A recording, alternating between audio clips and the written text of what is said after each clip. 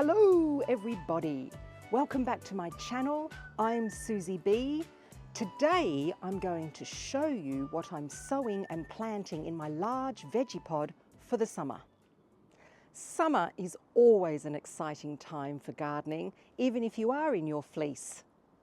The warm weather means that we can grow a variety of delicious veg that will thrive in the heat. Let's go and do it.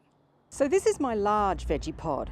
It's a fantastic raised garden bed and it has a self-watering system which makes it absolutely perfect when you've got lots to do in the garden and you're very busy. I find that the size is ideal for growing a variety of plants and it's very easy to manage. I chose a veggie pod because it provides a controlled environment as well and it helps my plants thrive. Right, let's talk about soil preparation. So I grow in this veggie pod all year round, and before I replant it for the summer, I want to give it a little bit of a feed. You will also find that as you use your veggie pod, it's like any other raised bed. The soil or the compost level is going to go downwards because it will compact. So when you take your veg out of your veggie pod or whatever you're going to grow in your veggie pod, give it a nice little fluff up. I use a little claw or I use my fingers. I fluff up the soil and then I also add extra compost onto the top to bring the layer back up. And all I did was I used compost from the potatoes that I grew in a pot. Then the feed that I like to use, and I use this in my allotment and I also use it in my raised beds, is fish blood and bone. And I just sprinkle it nicely over the top of the veggie pod, as you can see, over the compost, and I give it a little bit of extra nourishment for my veg. Then I make sure that I mix this in nicely. Okay, now I want to talk about planning what you're going to grow in your veggie pod. So let's talk about size. The inside of the veggie pod, a large one, measures 190 centimetres long by 90 centimetres wide. If you have a medium veggie pod, they are 90 by 90. And if you've got a small one, they're 50 centimetres wide and 90 centimetres long. So if you're going to grow veg and you've never grown veg before, then I recommend that you do a little bit of research on seed packets or on Google and just research how big a particular veg grows. So I've been growing in this large veggie pod a very long time and I grow a lot of veg. So I know how big things get. So if you want, and actually I think it's probably a really good idea, draw yourself a little plan of how big the area is and what you're going to put where so that you give everything enough space as well. The other thing is you might want to do companion planting, and companion planting is all about what crops and what veg benefit each other. The general rule is if something works well in the kitchen, like basil and tomatoes, they'll also work well when they're in the ground. Now let's talk about seeds. Here are some seeds that I recommend that you can put in the veggie pod for the summer. They do really well. For instance, we've got some basil, we've got some coriander or cilantro, there's Swiss chard, over here are some carrots, and then we've got some beetroot as well. And this I always have in the veggie pod, which is a mixed salad leaf, what I call cut and come. But if you want great results, then I suggest the only two seeds you sow direct in your veggie pod are carrots and cut and come lettuce. The other seeds grow really well in modules. You'll get nice start to your seedlings and then transplant them into the actual veggie pod. You can then see how your spacing works, and for me, it's much better.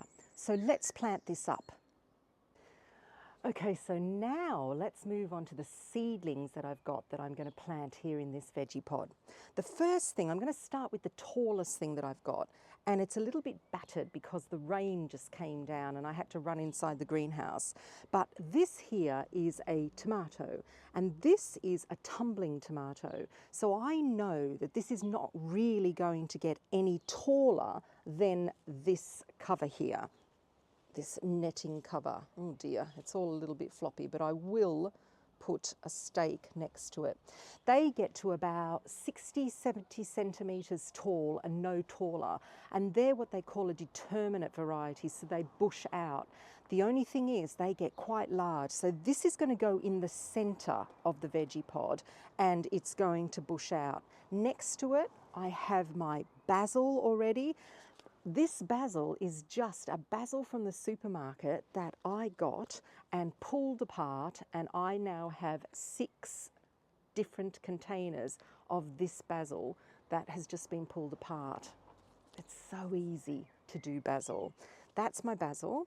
Here I grew some coriander or cilantro just in a 9 centimetre pot as well, so that's going to go in, but you could put those seeds in. They will actually germinate quite well. Keep them in a small area and they will come up as well. Here I have a cucumber. Now cucumbers as well you can grow in a veggie pod, but I recommend that you always go for a small little snacker cucumber. This one here is called Baby. It's an F1 and it's a tiny little cucumber. It gets to be biggest is about 6 inches long. Their growth habit is not as huge as other cucumbers. So I'm going to grow this and round in a circle, and I'll show you what I do like a snail as well. The other thing that I've got here are some seedlings of dwarf French beans. Now I have got 2 beans per module here, and I am only going to put in about 6 of the beans, maybe even 4, so 2 modules. Dwarf beans, again, will only grow to about 40 centimetres high, and then they bush out to about a foot each. So think about that kind of size. The other seedling I have here is a chili pepper. You could grow sweet peppers in here, or capsicum, or bell peppers. They tend to grow a little bit taller, so they'll grow about as tall as your tomato, and they're a little wider.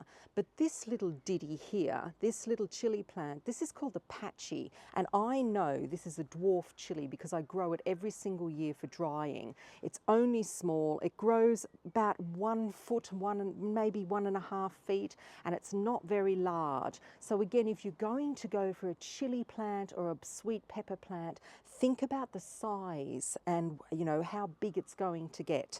The other thing that I've got here that are not quite ready to come out are some silver beet or chard seedlings.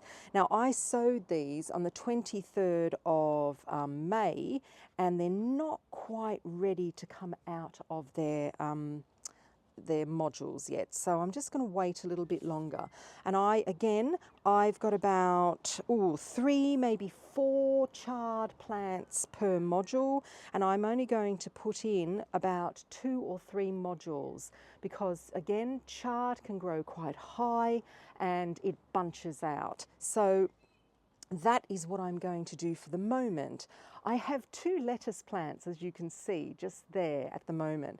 They're ready to be harvested, but I have some more as well. And what I'm going to do is I'm going to put some head lettuce in here, and I'll just show you the little tray that I've got of head lettuce. So here it is, and these are well and truly ready to come out. I'll just show you. There you go, look.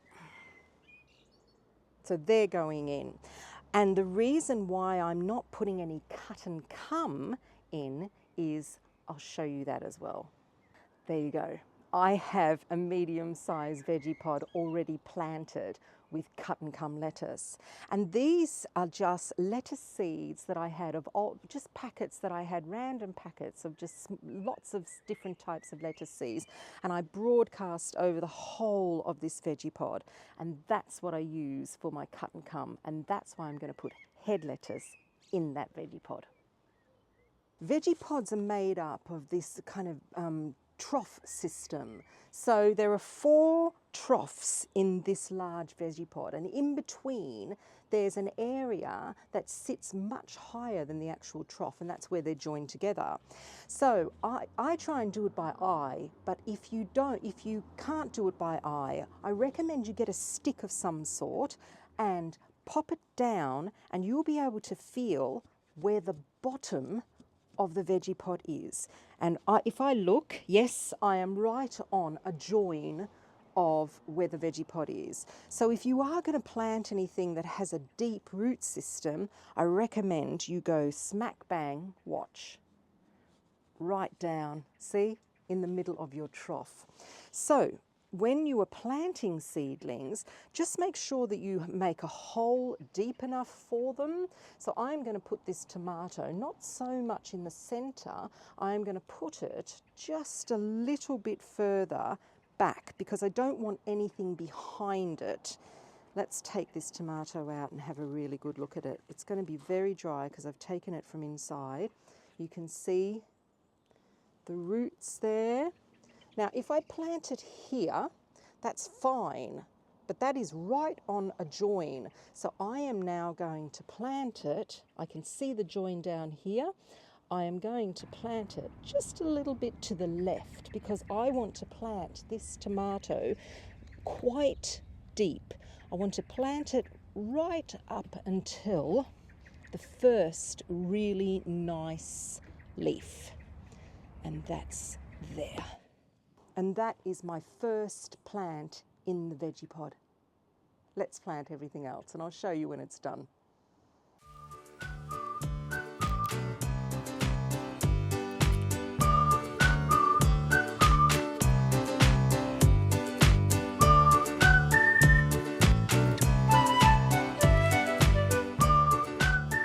So there you go, that's it. That's all my seedlings sown for a wonderful summer harvest. I look forward to reaping the rewards of everything in here, and if a pest comes inside this thing, I can grab it as soon as possible. So this is what I've done so far. As you can see, it looks a little sparse. I have my tomato, basil, I've got my cucumber at the back there. I have 4 dwarf bean plants. Here I have a patch that is free.